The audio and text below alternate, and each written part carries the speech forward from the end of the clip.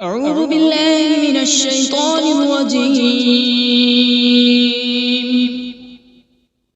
بسم الله الرحمن الرحيم.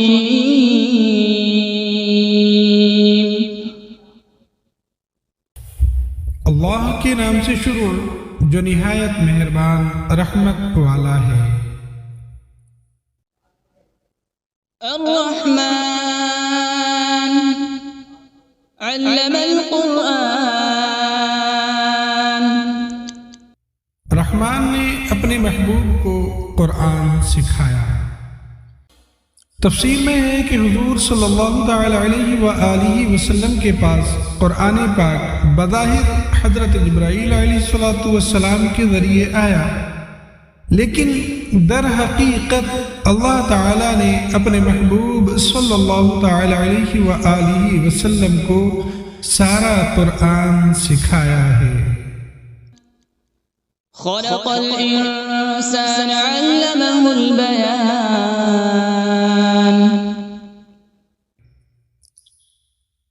انسان کو پیدا کیا اور پھر اسے بیان سکھایا۔ یہاں انسان سے مراد حضور صلی اللہ تعالی علیہ وآلہ وسلم ہے، اور اگلی آیت میں بیان سے ما کان وما یکون، یعنی جو کچھ ہو چکا اور جو کچھ آئندہ ہوگا اس کا بیان مراد ہے۔ یعنی جو کچھ ہو چکا اور جو کچھ آئندہ ہونے والا ہے، اللہ پاک نے اپنے محبوب صلی اللہ تعالی علیہ وآلہ وسلم کو سارا بیان سکھایا۔ آگے فرماتے ہیں یا پھر انسان سے مراد حضرت آدم علیہ نبینا علیہ السلام ہے، اور بیان سے مراد تمام چیزوں کے نام اور تمام زبانوں یعنی لینگویجز کا بیان ہے۔ یا پھر یہاں انسان سے مراد جن سے انسان ہے، اور بیان سے مراد جو آپس میں بات کرنے گفتگو کرنے کی صلاحیت ہے وہ ہے کہ اس کی بات کرنے کی وجہ سے انسان دیگر حیوانوں سے ممتاز ہوا۔ الشمس والقمر بحسبان. سورج اور چاند حساب سے ہے، یعنی سورج اور چاند یہ اپنے حساب میں چلتے ہیں جو اللہ پاک نے ان کا نظام بنا دیا، اسی نظام سے یہ چل رہے ہیں۔ والنجم والشجر يسجدان.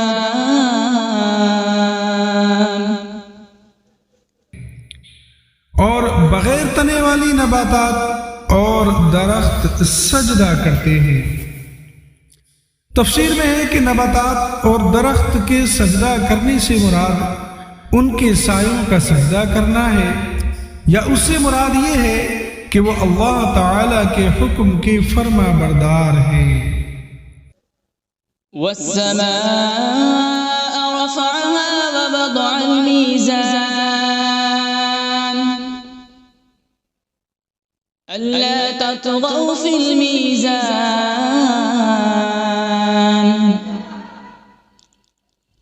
وأقيموا الوزن بالقسط ولا تخسروا الميزان.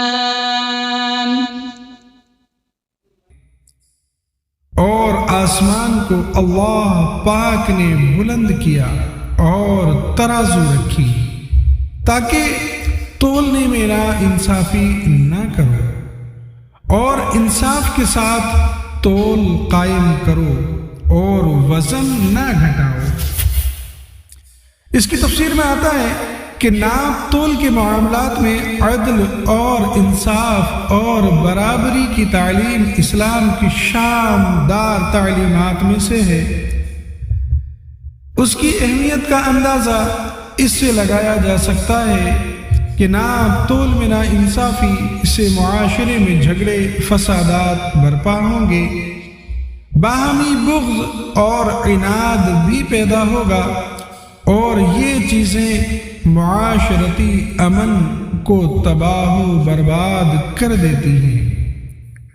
اور فرمایا کہ اللہ پاک نے ترازو رکھی تاکہ میزان عمل اس کو دیکھ کر یاد آتا رہے۔ وَالْأَرْضَ وَضَعَهَا لِلْأَنَامِ فِيهَا فَاكِهَةٌ وَالنَّخْلُ ذَاتُ الْأَكْمَامِ،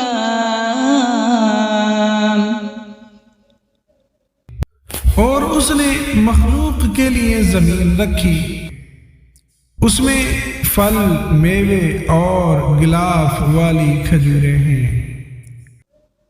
وَالْحَبُّ ذُو الْعَصْفِ وَالرَّيْحَانُ فَبِأَيِّ آلَاءِ رَبِّكُمَا تُكَذِّبَانِ، اور بھوسے والا اناج اور خوشبودار پھول ہیں۔ تو اے جنات اور انسانوں کے گروہ، تم دونوں اپنے رب کی کون کون سی نعمتوں کو جھٹلاؤ گے؟ خلق الانسان من صلصال كالفخار، اس نے انسان کو ٹھیکری جیسی بجنے والی سوکھی مٹی سے پیدا فرمایا۔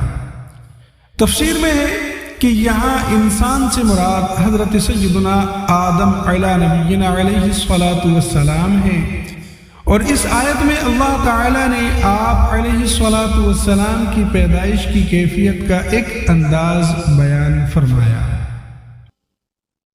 وَخَلَقَ الْجَانَّ مِن مَّارِجٍ مِّن نَّارٍ، اور اس نے جن کو بغیر دھوئیں والی آگ کے خالص شعلے سے پیدا کیا، یعنی ایسے آگ کے شعلے سے پیدا کیا جس میں دھواں نہیں۔ فَبِأَيِّ آلَاءِ رَبِّكُمَا تُكَذِّبَانِ،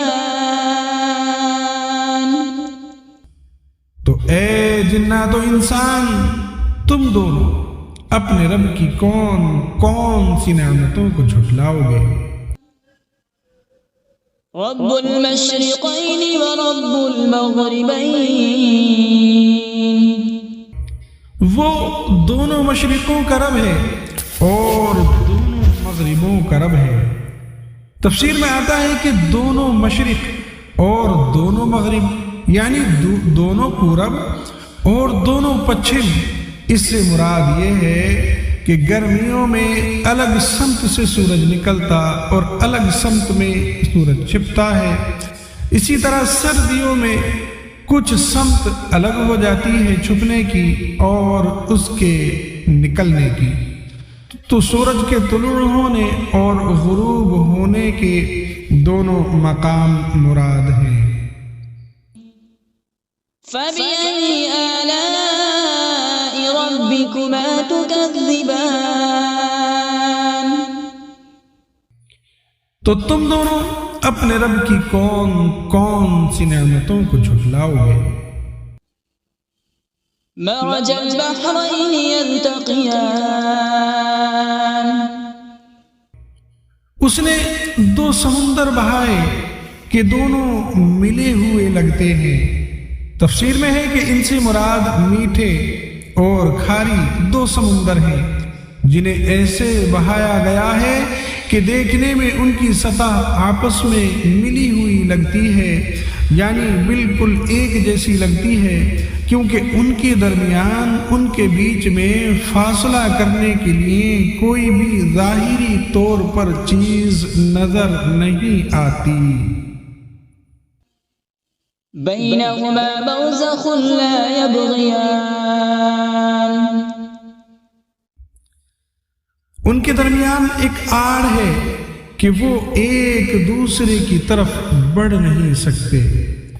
تفسیر میں ہے کہ اللہ تعالیٰ کی قدرت سے ان کے درمیان ایک آڑ ہے جس کی وجہ سے وہ ایک دوسرے کی طرف بڑھ نہیں سکتے، بلکہ ہر ایک اپنی حد پر رہتا ہے اور دونوں میں سے کسی کا بھی ذائقہ مزہ تبدیل نہیں ہوتا۔ فبأي آلاء ربكما تكذبان؟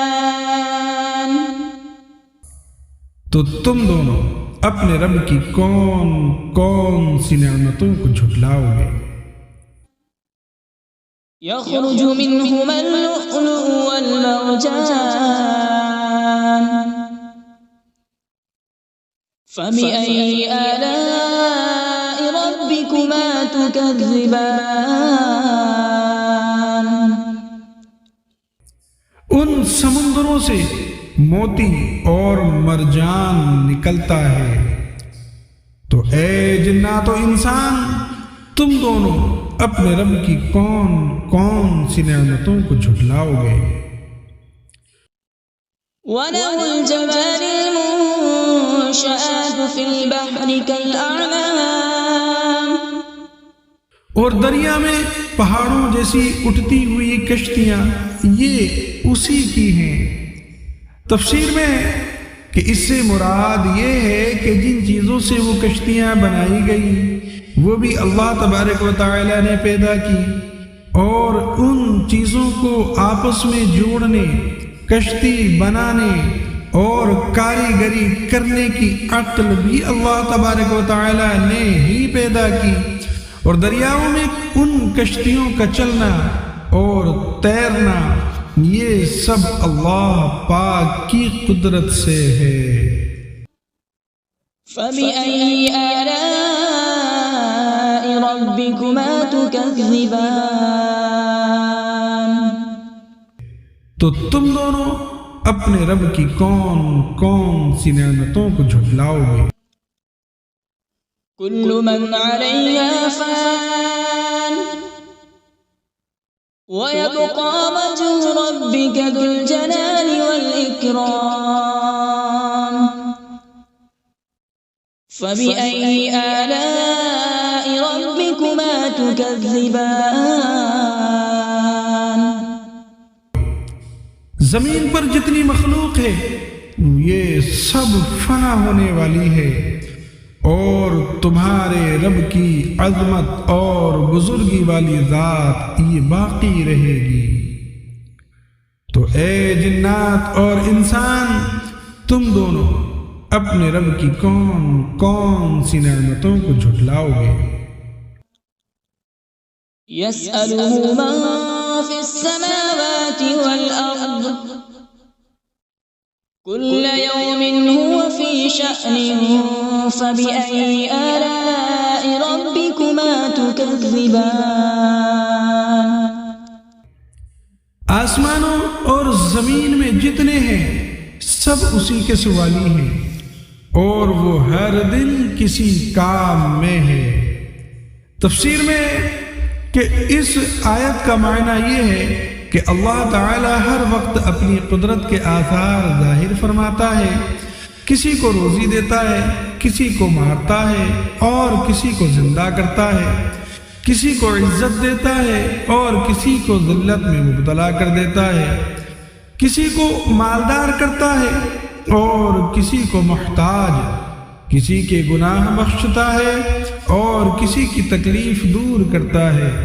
یاد رہے کہ اللہ تعالیٰ کے لیے مصروف اور مشغول کا لفظ استعمال کرنا یہ جائز نہیں، یہ لفظ استعمال ہی نہیں کر سکتے کیونکہ اللہ تعالیٰ ان اوصاف سے پاک ہے۔ تو اے جنات اور انسان کے گروہ، تم دونوں اپنے رب کی کون کون سی نعمتوں کو جھٹلاؤ گے؟ سنفرغ لكم أيها الثقلان۔ اے جنوں اور انسانوں کے گروہ، ابھی ہم تمہارے حساب کا قصد فرمائیں گے۔ تفسیر میں ہے کہ آیت میں سنفرغ سے اس کا حقیقی معنی فراغت مراد نہیں بلکہ اس کا مجازی معنی قصد کرنا مراد ہے۔ اللہ تعالیٰ کے لیے فارغ کا لفظ استعمال نہیں کر سکتے کیونکہ اللہ تعالیٰ فراغت کے مفہوم سے پاک ہے، نیز اس آیت میں تمام انسانوں کے لیے نصیحت ہے کہ وہ دنیا میں وہ جیسے چاہے زندگی گزارے، لیکن مرنے کے بعد انہیں ہر حال میں اللہ تبارک و تعالیٰ کی بارگاہ میں پیش ہونا ہے، اور اللہ تبارک و تعالیٰ کی بارگاہ میں اپنے اعمال کا حساب دینا ہوگا، اور پھر جس طرح کے اعمال کیے ہوں گے اسی طرح کی جزا ملے گی۔ فَبِأَيِّ آلَاءِ رَبِّكُمَا تُكَذِّبَانِ؟ تو تم دونوں اپنے رب کی کون کون سی نعمتوں کو جھٹلاؤ گے؟ يا معشر الجن والإنس إن استطعتم أن تنفذوا من أقطار السماوات والأرض فانفذوا لا تنفذون إلا بسلطان۔ اے جنوں اور انسانوں کی گروہ، اگر تم سے ہو سکے کہ آسمانوں اور زمین کے کناروں سے نکل جاؤ تو نکل جاؤ، لیکن تم جہاں نکل کر جاؤ گے وہاں اسی کی سلطنت ہے۔ فَبِأَيِّ آلَاءِ رَبِّكُمَا تُكَذِّبَانِ؟ تو اے جنات اور انسان کی گروہ، تم دونوں اپنے رب کی کون کون سی نعمتوں کو جھٹلاؤ گے؟ يُرْسَلُ عَلَيْكُمَا شُوَاظٌ مِّن نَّارٍ وَنُحَاسٌ فَلَا تَنتَصِرَانِ۔ فَبِأَيِّ آلَاءِ رَبِّكُمَا تُكَذِّبَانِ؟ تم پر آگ کا بغیر دھوئیں والا خالص شعلہ اور بغیر شعلے والا خالص دھواں بھیجا جائے گا، تو تم ایک دوسرے کی مدد نہ کر سکو گے۔ تو اے جنات اور انسان کے گروہ، تم دونوں اپنے رب کی کون کون سی نعمتوں کو جھٹلاؤ گے؟ فَإِذَا انشَقَّتِ السَّمَاءُ فَكَانَتْ وَرْدَةً كَالدِّهَانِ۔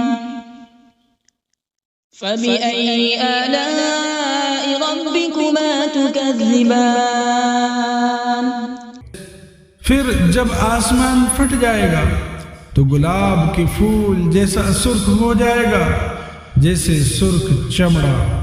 تو اے جنات و انسان، تم دونوں اپنے رب کی کون کون سی نعمتوں کو جھٹلاؤ گے؟ فَيَوْمَئِذٍ لَا يُسْأَلُ عَن ذَنبِهِ إِنسٌ وَلَا جَانٌّ۔ تو اس دن کسی آدمی اور جن سے اس کے گناہ کے متعلق نہیں پوچھا جائے گا۔ اس کی تفسیر میں ہے کہ قیامت میں جنوں اور انسانوں سے سوال ہوں گے۔ اس آیت میں جو سوال کی نفی ہے اس کی علماء نے متعدد تعویلات بیان کی ہیں، جن سے ایک یہ ہے کہ جب لوگ قبروں سے اٹھائے جائیں گے اور آسمان پھٹے گا تو اس دن فرشتے مجرموں سے دریافت نہیں کریں گے، مجرموں سے ان کے اعمال کے بارے میں نہیں پوچھیں گے، بلکہ ان کی صورتیں دیکھ کر ہی پہچان لیں گے۔ ان سے سوال دوسرے وقت میں ہوگا جبکہ لوگ حساب کے مقام پر جمع ہو جائیں گے۔ فَبِأَيِّ آلَاءِ رَبِّكُمَا تُكَذِّبَانِ؟ تو اے جنات و انسان، تم دونوں اپنے رب کی کون کون سی نعمتوں کو جھٹلاؤ گے؟ يُعْرَفُ الْمُجْرِمُونَ بِسِيمَاهُمْ فَيُؤْخَذُ بِالنَّوَاصِي وَالْأَقْدَامِ فَبِأَيِّ آلَاءِ رَبِّكُمَا تُكَذِّبَانِ؟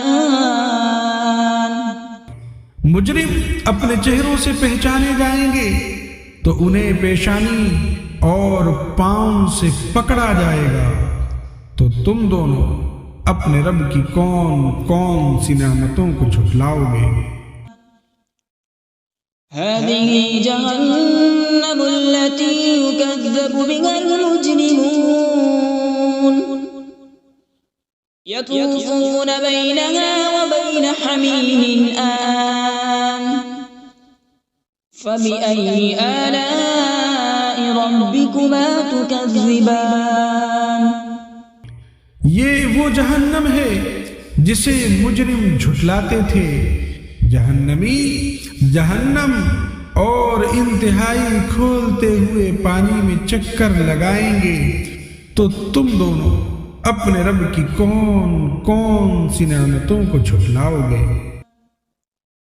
وَلِمَنْ خَافَ مَقَامَ رَبِّهِ جَنَّتَانِ، اور جو اپنے رب کے حضور کھڑے ہونے سے ڈرے اس کے لیے 2 جنتیں ہیں۔ تفسیر میں آتا ہے کہ اس آیت کا معنی یہ ہے کہ جسے دنیا میں قیامت کے دن اپنے اللہ پاک کے حضور حساب کی جگہ میں حساب کے لیے کھڑے ہونے کا ڈر ہو اور گناہ چھوڑ دے اور فرائض کی بجا آوری کرے، تو اس کے لیے آخرت میں اللہ پاک 2 جنتیں عطا فرمائے گا۔ فَبِأَيِّ آلَاءِ رَبِّكُمَا تُكَذِّبَانِ۔ تو اے جنات اور انسان کے گروہ، تم دونوں اپنے رب کی کون کون سی نعمتوں کو جھٹلاؤ گے؟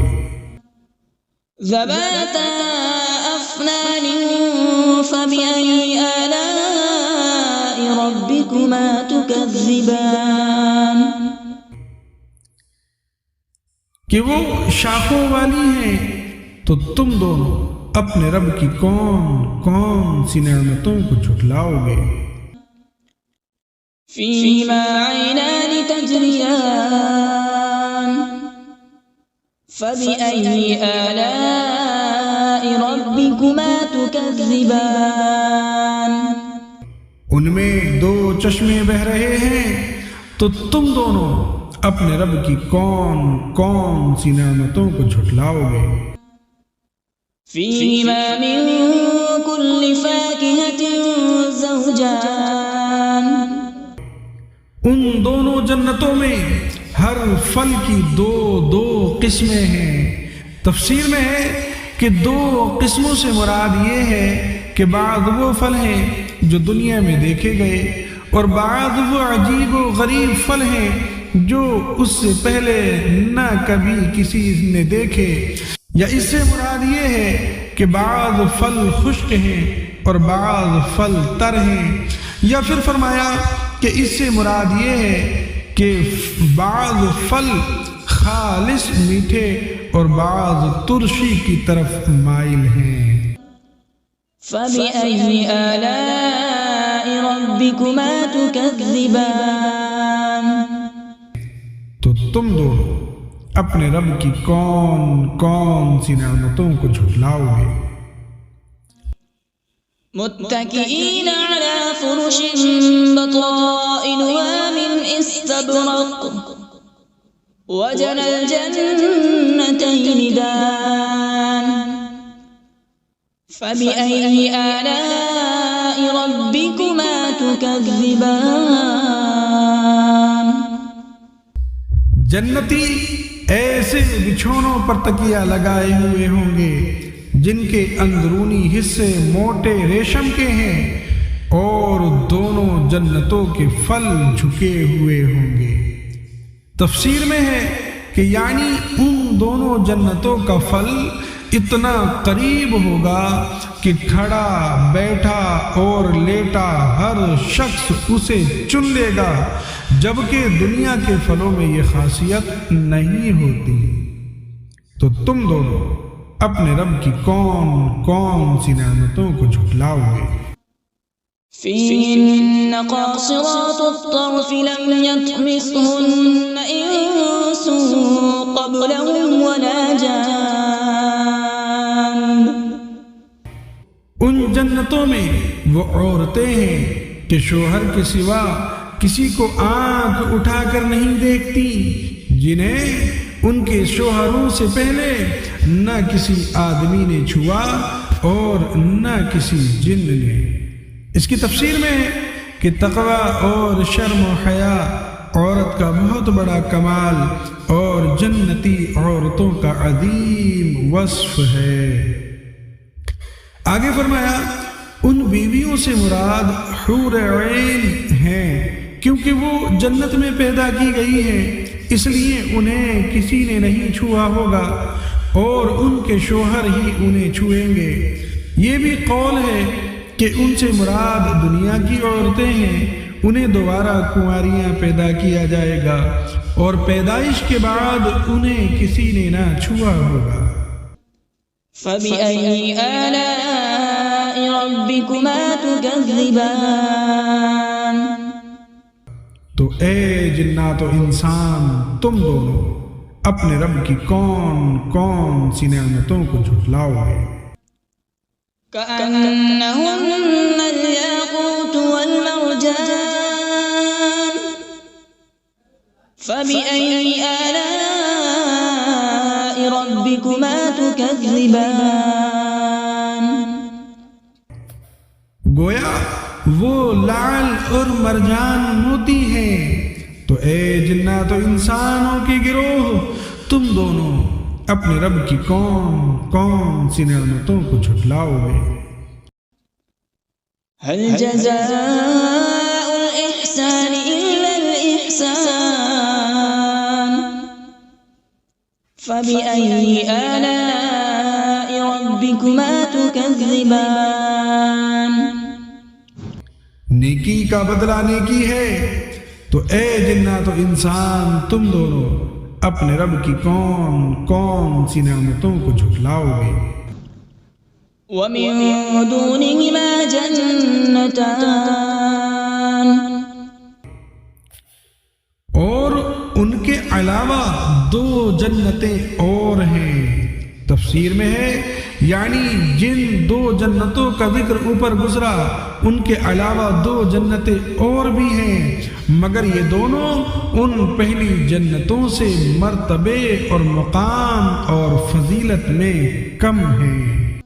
فبأي آلاء ربكما تكذبان. تو اے جنات و انسان، تم دونوں اپنے رب کی کون کون سی نعمتوں کو جھٹلاؤ گے؟ مدهامتان. وہ دونوں جنتیں نہایت سبز درختوں کی وجہ سے سیاہی کی جھلک دے رہی ہیں. یہ تفسیر میں ہے کہ سبز رنگ انتہائی خوشنما رنگ اور آنکھوں کے لیے بہت مفید ہے. حدیث پاک میں ہے کہ سبز رنگ کی طرف دیکھنے سے بصارت میں اضافہ ہوتا ہے. فبأي آلاء ربكما تكذبان. تو تم دونوں اپنے رب کی کون کون سی نعمتوں کو جھٹلاؤ گے؟ فيهما عينان نضاختان. فبأي آلاء ربكما تكذبان. ان میں دو چھلکتے ہوئے چشمے ہیں. تو تم دونوں اپنے رب کی کون کون سی نعمتوں کو جھٹلاؤ گے؟ فيهما فاكهة ونخل ورمان. فبأي آلاء ربكما تكذبان. ان جنتوں میں میوے اور کھجوریں اور انار ہیں. تو اے جنات و انسان کے گروہ، تم دونوں اپنے رب کی کون کون سی نعمتوں کو جھٹلاؤ گے؟ فيهن خيرات حسان. ان میں اچھے اخلاق والی حسین شکل والی عورتیں ہیں. تفسیر میں ہے کہ جنت میں اچھی عادت اور اخلاق والی اور حسین و جمیل عورتیں ہیں۔ یہاں اخلاقی اچھائی کو اللہ تعالیٰ نے پہلے ذکر کیا۔ اس سے معلوم ہوا کہ اچھی عادت اچھی صورت سے افضل ہے، لہذا نکاح کے لیے کسی عورت کا رشتہ دیکھتے وقت اس کے حسن و جمال کے مقابلے میں اس کی اچھی سیرت، اس کے اچھے کردار، اس کی دینداری اور اس کی اچھی عادات کو ترجیح دینا چاہیے۔ فَبِأَيِّ آلَاءِ رَبِّكُمَا تُكَذِّبَانِ، تو تم دونوں اپنے رب کی کون کون سی نعمتوں کو جھٹلاؤ گے؟ حور مقصورات فی الخیام، فَبِأَيِّ آلَاءِ رَبِّكُمَا تُكَذِّبَانِ۔ خیموں میں پردہ نشین حوریں ہیں، تو تم دونوں اپنے رب کی کون کون سی نعمتوں کو جھٹلاؤ گے؟ لم يطمثهن انس قبلهم ولا جان، ان کے شوہروں سے پہلے انہیں نہ کسی آدمی نے چھوا اور نہ کسی جن نے۔ تفسیر میں ہے یعنی جیسے ان سابقہ دو جنتوں کی حوریں اپنے جنتی شوہروں کے علاوہ جن اور انسانوں کے چھونے سے محفوظ تھیں، ایسے ہی اب مذکورہ دونوں جنتوں کی بھی حوریں انسان اور جنات کے چھونے سے محفوظ ہیں۔ فَبِأَيِّ آلَاءِ رَبِّكُمَا تُكَذِّبَانِ، تو تم دونوں اپنے رب کی کون کون سی نعمتوں کو جھٹلاؤ گے؟ متكئين على رفرف خضر وعبقري حسان، جنتی سبز قالینوں اور انتہائی خوبصورت بچھونوں پر تکیہ لگائے ہوئے ہوں گے۔